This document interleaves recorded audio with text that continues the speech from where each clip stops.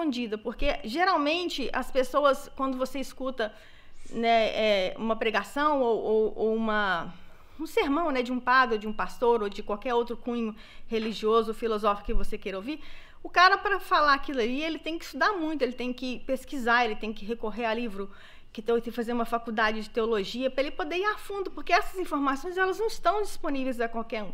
Mas vem pra gente assim, né, não é que vem de graça, porque a gente sabe que de graça, né, não é nada, mas eu falo assim, que você adquire os livros aqui, você lê, você tem aquele conhecimento, é como se você estivesse cursando uma faculdade e que te era assim, presenteada, sabe, que vem te dando todo esse tipo de informação. Então é assim, realmente uma para quem tem interesse de ler e de pesquisar e de estudar, realmente assim, é muito maravilhoso.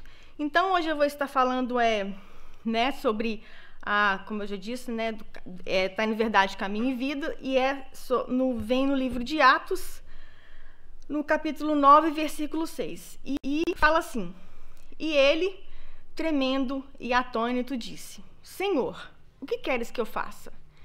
E disse-lhe o Senhor: levanta-te, entra na cidade, e lá será dito o que convém fazer.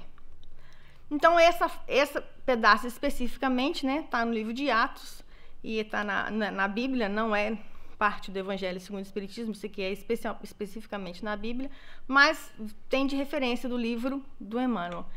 E aí, a reflexão que vem para fazer é o seguinte: quando Paulo se encontra nessa situação, que ele teve, né, a visão de Jesus, aí a pergunta é o seguinte: se Jesus se ele teve aquele encontro, igual muitas pessoas pensam, né? Nossa, mas Paulo teve aquele encontro com Jesus e ele foi totalmente transformado, e ali ele recebeu todas as informações de que ele tinha que fazer, o que ele... né, a relação que as pessoas fazem é aquela coisa assim, bum, né? Transformou, né? Como é que fala?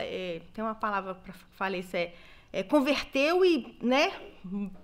Do dia para a noite, ele de Saulo para Paulo. Todo mundo pensa assim, né? E, na verdade, não foi assim. Aí, como assim, né? Então, você ficou cego, vai para a cidade, chega lá e espera.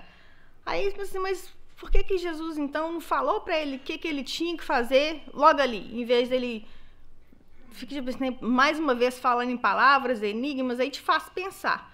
Como assim? Por quê? Qual que é o sentido? Né? Por que Jesus fala tanto em parábolas? Por que ele usa tanto dessa metodologia, desse método assim, para ensinar para a gente, para nós, né, que estamos aqui nesse plano? Por que ele faz isso? Qual o sentido dele usar dessa maneira para nos ensinar?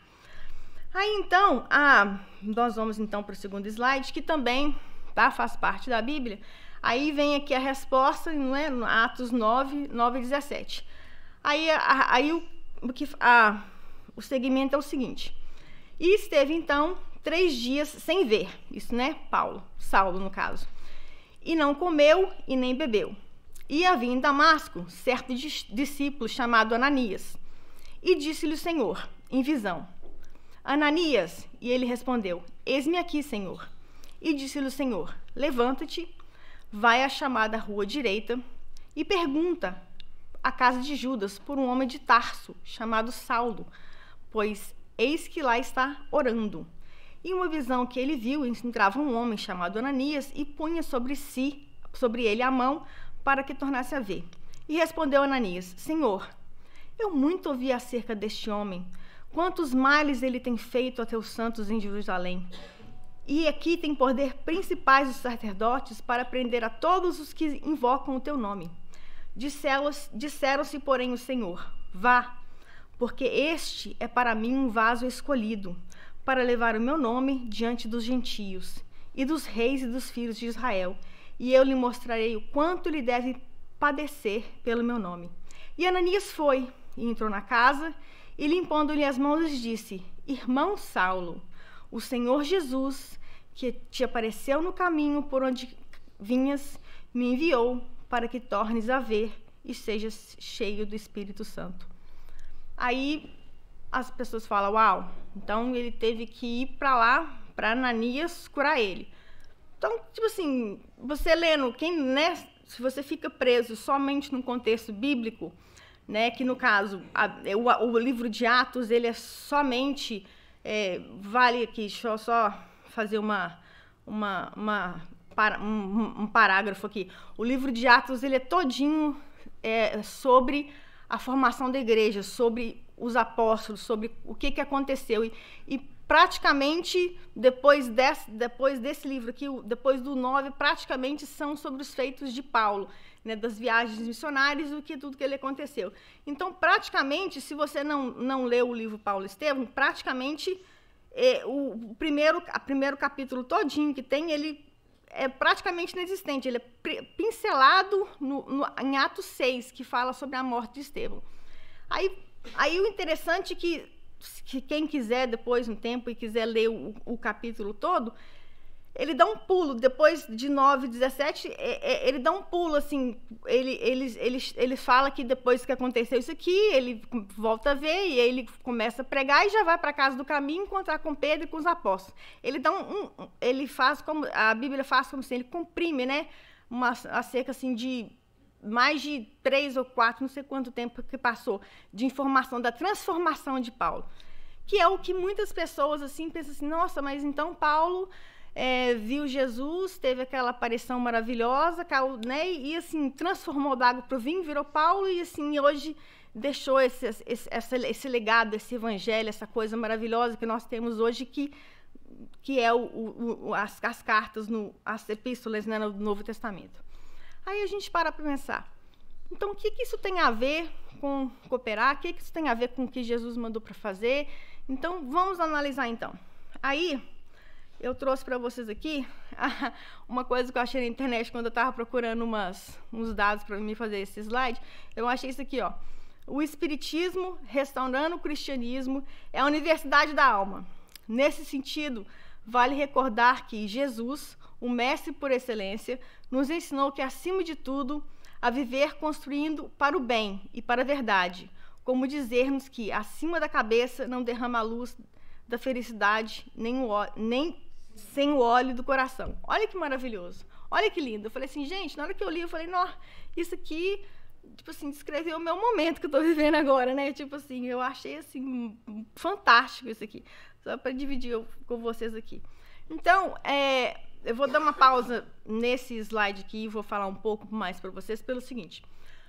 Voltando aqui à história, né, que estava acontecendo aqui, quando Ananias recebeu o chamado de Jesus, que Jesus falou para ele, vai lá que você vai curar Saulo, isso, e Jesus mandou Saulo ir para lá e esperar, isso faz todo sentido pelo seguinte, se Jesus tivesse aparecido para Saulo, né, quando ele apareceu e desse ele todas as instruções, falasse com ele tudo que ele tinha para fazer, como que seria essa relação dele com os apóstolos, com as pessoas, como que seria a questão do aprendizado? Porque ele, né, Saulo, era o doutor das letras, ele era letrado, ele estudou com o professor dele, era um dos mais altos fariseus judaicos da época, então ele era cheio de si.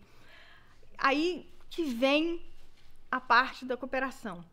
Jesus nos ensina que sem a cooperação de uns dos outros, o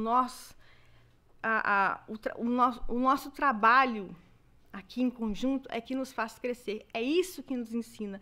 É isso que nos ensina o amor, a caridade e o perdão. Porque se a gente não fizer isso, veja bem, tem um texto na Bíblia que fala, né? Como que você fala que você ama um Deus que você não vê, e o irmão que você vê, você não ama. Era mais ou menos assim, Saulo, naquele momento, quando ele, né, teve a visão de Jesus, quer dizer, ele não via Jesus o tempo todo, ele viu naquele momento, ele já teve aquele amor, assim, transcendente, né? E aí, então, como é que ele não ia amar aquele irmão que ele via? Porque ele perseguia Ananias, ele foi até Damasco, para quem não conhece a história de Paulo e Estevão, ele estava indo para Damasco para poder prender e matar Ananias. Porque se ele não tivesse ficado cego, se ele não tivesse tido encontrado com Jesus, a minuto que ele tivesse com Ananias, ele ia fazer a mesma coisa que ele fez com Estevão. Então, por isso que Ananias ficou temoroso quando ele encontrou com Jesus, e ele falou, mas Jesus, esse daí tá querendo me matar, como é que fica aí? Como é que eu vou chegar lá e vou curar o cara? Difícil, né? Como é que fica essa situação? Mas Ananias, olha só para você ver, é tão interessante, porque aí é que entra a questão do espiritismo e das obras e daquela coisa maravilhosa que é essa restauração que esse slide que está te falando, porque esse livro te dá tanta detalhe, te dá tanta informação, que assim, é como se você tivesse... Eu voltei, eu lendo esse livro, eu demorei tanto, porque cada parte que eu li, eu voltava na Bíblia, eu olhava e falava assim, gente, é isso mesmo? Eu olhava e falava assim, eu fiquei assim, não estou acreditando que eu estou lendo isso aqui com uma percepção totalmente diferente daquilo que eu tinha antes. Mas, enfim... Quando isso acontece, Ananias, quando Paulo chega, é tão lindo esse diálogo quando acontece esse encontro entre Ananias e Paulo, que quando Ananias chega para Paulo, ele tinha 3 dias que ele estava lá orando, e ele já tinha tido uma decepção, porque quando ele chega na cidade debilitado, a primeira coisa que ele faz é perguntar pelo amigo dele, que era Sadoc, que era Só um minutinho, gente.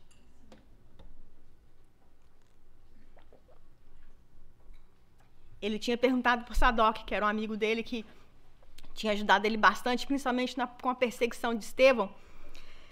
E Sadoc já tinha ganhado cargos já altos, e ele estava recebendo pessoas importantes na casa dele.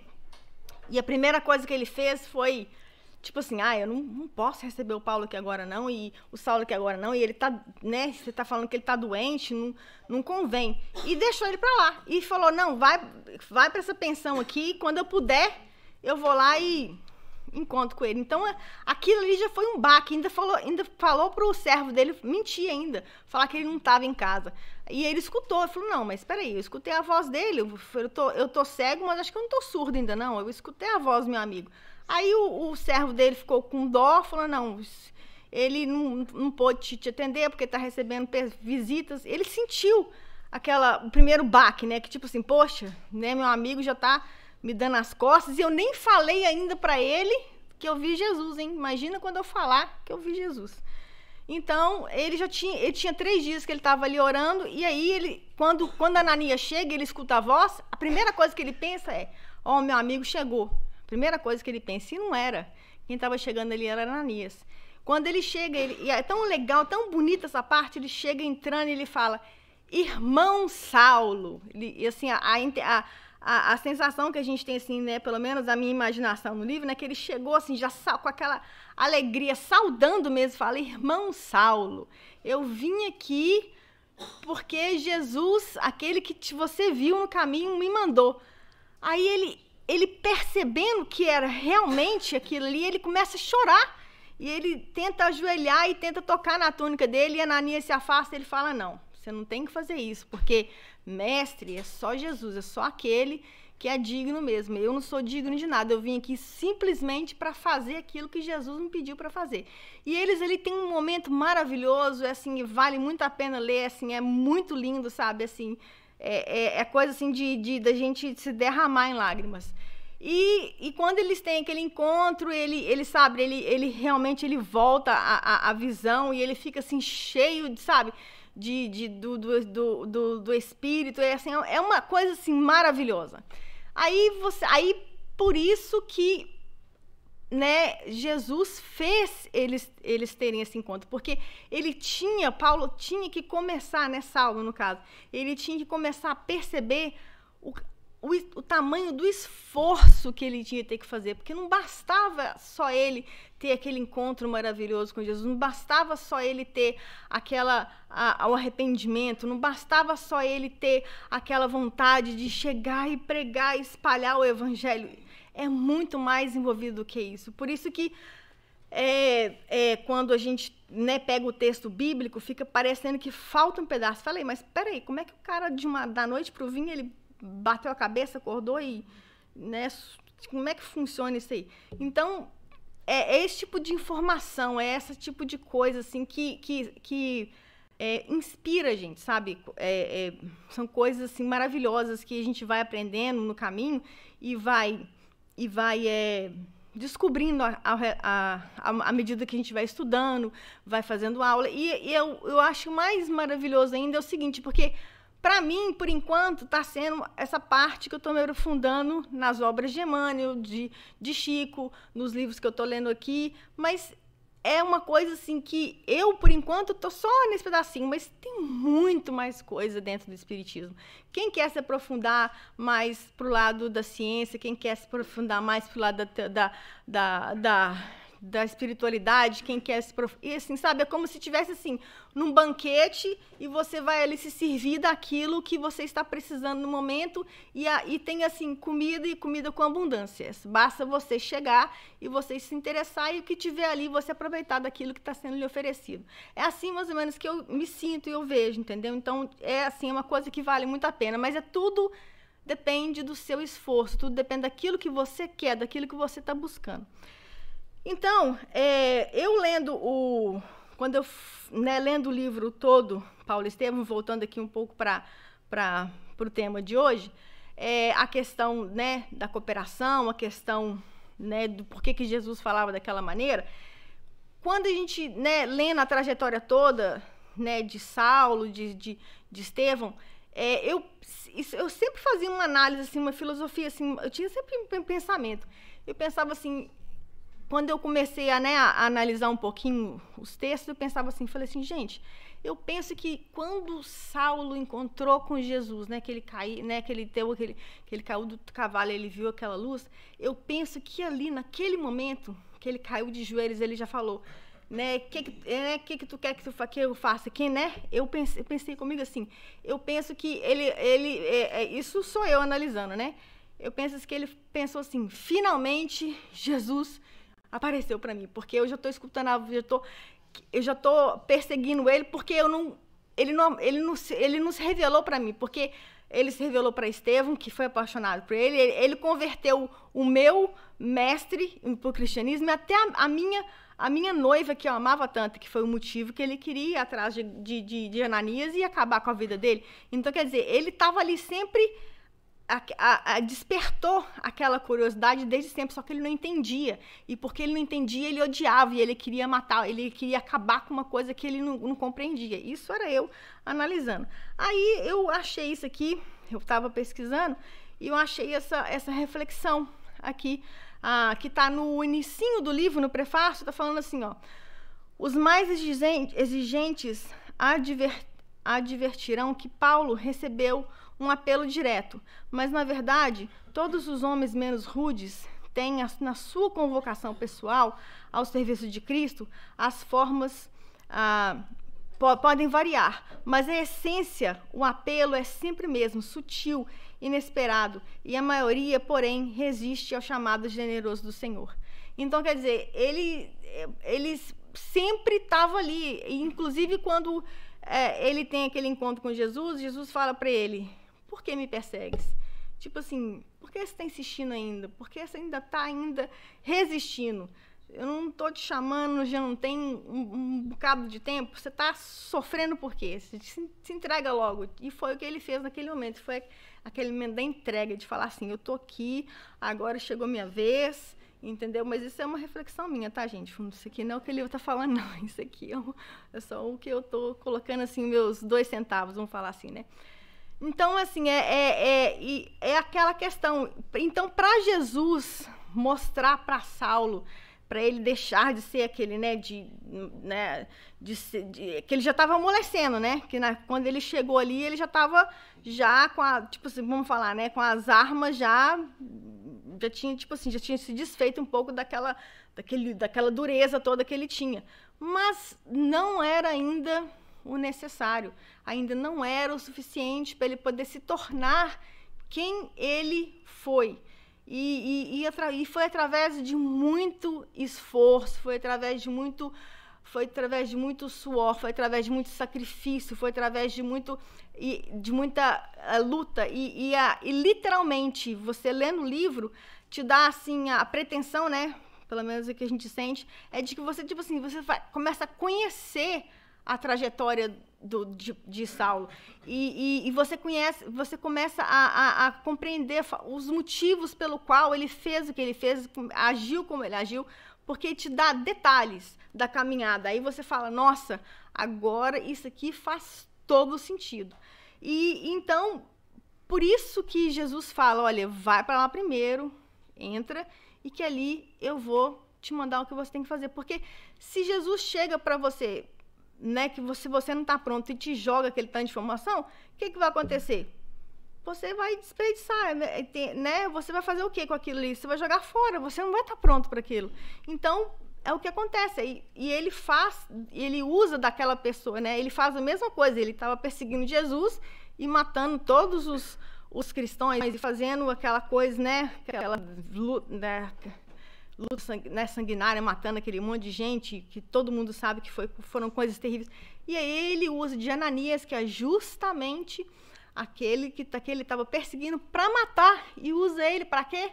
Para curar, mas ele usou do homem, ele usou uma pessoa como eu e você, que fala, olha, esse aqui, que é igual a você, que está na mesma luta, esse aqui é que vai te dar a capacidade, através de mim, né, através da espiritualidade de Deus, ele que vai te ajudar a enxergar para você conseguir travar o seu caminho. E a partir daqui, isso foi só o começo, isso foi só, como diz assim, foi só a pontinha. Isso aí não foi nada das muitas outras coisas que vieram acontecer ao longo da jornada. E por isso que fica aí o convite, né, de não sei quantas pessoas aí leram o livro, ou quem está assistindo pela internet, ou quem vai assistir a palestra depois, né, de adquirir o livro e ler, que assim, vale a pena demais. Então, vou passar aqui para o outro slide, que fala que esse daí já é do Chico. Olha que maravilhoso. Se o clarim cristão já te alcançou aos ouvidos, aceite-lhe as clarinadas sem vacilar. Não esperes pelo orgulhão da necessidade sobre a tormenta. E é cada vez mais difícil a visão do porto. A maioria dos nossos irmãos na terra caminha para Deus sob o ultimato das dores, mas não guardes pelo açoite das sombras quando pode seguir calmamente pelas estradas claras do amor. Esse é do livro Pai Nosso, de Emmanuel Chico, no capítulo 39. Olha que maravilhoso. Quer dizer, muitos de nós, né, a gente só vai mesmo para Jesus ou vai mesmo procurar uma casa espírita, ou uma igreja, ou um templo, né, ou seja qual for a denominação, quando a gente está no aperto, quando a gente está precisando, sendo que não tem necessidade disso. Se não tem necessidade de a gente passar por esse, como se diz, né, o sofrimento ele é opcional. A gente sofre se a gente quiser, vamos falar assim, né? Porque não é opcional. Por isso que, mas o crescimento não, o trabalho não. Esse daí você tem mesmo. Você é responsável por trilhar o seu caminho. Você é responsável em construir a pessoa que você quer ser, que você tem que ser aqui dentro daquele propósito que Deus quer para você fazer aqui nessa terra. Então, era esse ensinamento que Jesus queria passar para Paulo.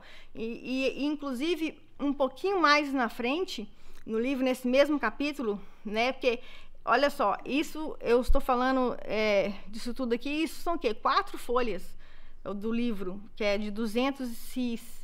O meu livro é mais grosso, então não dá para falar. É logo depois da parte 1. Isso eu estou falando assim, de 4 ou 5 páginas, para você ter ideia da riqueza que é esse livro. E quando acontece isso, né, de Ananias curar a visão de Paulo, só para dar uma ideia para vocês do que Jesus estava tentando ensinar ali, e logo de cara ele já não compreendeu. Primeira coisa que ele faz, ele fica, né, já se sente bem e fala, nossa, eu estou enxergando e tal, e aí né, ele fica super assim feliz. Ele fala assim, você conhece um moço nessa cidade que chama Sadoc? Aí Ananias falou assim, não, eu sei de quem que você está falando. Ele falou, pois é, eu vou procurar ele amanhã, e eu vou lá na sinagoga, e eu vou falar isso. Aí o Ananias fala com ele assim, Saulo, você tem certeza que você vai fazer isso? Aí ele, não, mas eu tenho que chegar lá, eu tenho que falar que eu vi Jesus e tal, e empolgando. Aí ele falou assim, mas eu acho que não é prudente você fazer isso agora, não. eu acho que é prudente se esperar mais. Não pelo evangelho, porque isso daí, né, isso aí não vai morrer nem nada, isso, mas eu acho que agora não é o momento de se fazer isso, não. Mas ele falou assim, não, eu vou, porque eles vão ter que me escutar, porque eles, né, e ele foi. Mas aí Ananias falando, então vai em paz e tal. Ananias, né, mais sábio, falou, vai em paz e tal. O que aconteceu? Ele foi lá na sinagoga, foi lá, pregou, falou de Jesus e tal, recém-convertido, vamos falar assim, né? Tinha o quê? Tinha 2, 3 dias que tinha acontecido o fato. O que aconteceu? A maior decepção da vida dele. Ele saiu de lá praticamente assim, humilhado, né? Humilhado ele não foi, não, porque, né, as pessoas ainda tinham, assim, um certo respeito por ele, acharam assim, tá doido, botou a cabeça, tá doente, tá louco, enlouqueceu. E, tipo assim, perdeu todo o respeito que ele tinha pela comunidade dos fariseus, porque ficou sem credibilidade nenhuma. Ainda, o amigo dele ainda também falou assim, você, tipo assim, né? Vamos falar na linguagem popular, você viajou na maionese aqui agora, colega, você tá ficando doido, entendeu? Tipo assim, sai daqui logo, daqui a pouco quem vai ser caçado aqui vai ser você. E ele chega todo chururu para Ananias, e Ananias fala para ele, falou, olha, você não tem como ainda você falar do evangelho, porque você não tem testemunho. Você ainda tem que aprender. E ele aconselha a Saulo a fazer um retiro, né, e tal. E aí é onde que ele vai atrás do mestre dele. Eu vou parar por aqui de falar um pouco do livro, porque senão vai tirar assim o desejo de quem não comprou, não adquiriu, de ler, de conhecer a história. Mas o meu ponto, contando fazendo esse vínculo, né, da história que o Emmanuel, né, através de Chico, nos traz através da psicografia, através das obras que ele veio, né, trazer para a gente, é o seguinte, é que são detalhes, né, com riquezas do Evangelho que parecia que estava perdido, né, e que se tem algum livro por aí, ou se tem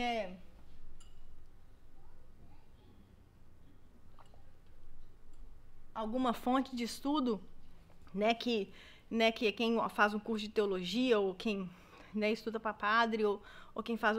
É muito restrito, não é uma coisa que é popular, não é uma coisa que é uma coisa que qualquer um tem acesso, né, para quem gosta, para quem é interessado, para quem, né, quer. Então, assim, o que eu vejo é o seguinte, por isso que no slide anterior fala que é tipo assim, o resgate do cristianismo, porque é como se você quer saber, você está se interessado, isso aqui é para qualquer um, e fica numa linguagem muito bem explicada. Então, para aqueles que têm dúvida, para aqueles que têm assim, algum tipo de receio, falar, não, eu não vou mexer com isso, não, porque é bem complicado, eu não quero ler, eu não quero compreender, fica numa linguagem tão simplificada, fica numa linguagem tão aberta, que fica até, né, fala assim, nossa, mas se você não procura, então, porque realmente, né, não é do seu interesse. E that's ok. Se não é do seu interesse, tem outras coisas que você pode se interessar, que você pode ler, que você pode pesquisar, que possa aí trazer o seu... enriquecer o seu conhecimento e no seu crescimento espiritual. Mas, então era essa a mensagem que eu queria passar para vocês hoje, que é a questão da cooperação, e que quando Jesus fala para a gente cooperar com uns nossos outros, é que nós possamos crescer uns com os outros, porque às vezes a gente procura respostas, entendeu? Longe demais, e a resposta às vezes pode estar no irmão do seu lado, entendeu? Pode ser naquele que você pode ajudar, quer dizer, na cooperação que você pode trabalhar, naquele que está do seu lado, entendeu? Seja na sua casa, no seu trabalho, seja com seu filho, entendeu? Ou até mesmo aquela pessoa que é difícil de lidar com ela, porque é ali, é no atrito, na dificuldade, são naqueles momentos assim de luta, é que Jesus está querendo te ensinar alguma lição. Aí você tem que perguntar assim para Jesus, o que você quer que eu faça? Não no sentido assim, né, aquela coisa assim, grande demais, no enigma. Não, como eu devo agir? O que eu preciso de fazer para me melhorar, para me ajudar aquela pessoa, ou vice-versa? Onde que eu preciso ser ajudado?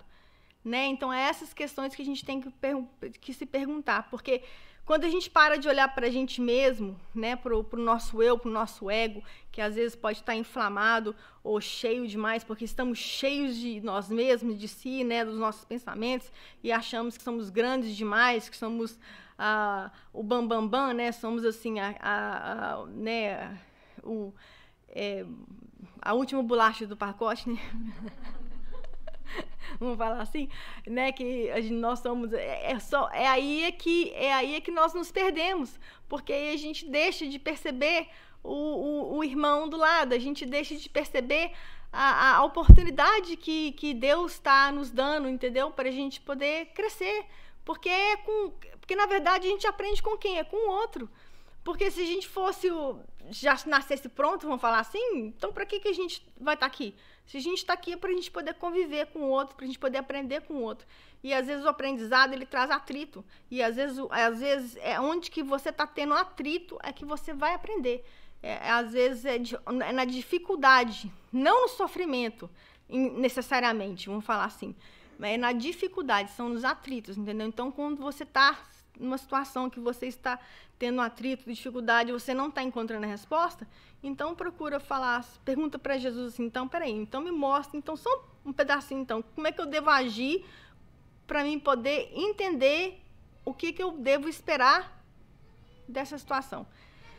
E aí eu deixei no último slide aqui o lema de Abigail, né, que foi o que Paulo mais fez. Amar, trabalhar, esperar e perdoar, que é o que nós precisamos fazer. Então, a gratidão enorme para todos que estão aqui me ouvindo e muita paz para vocês.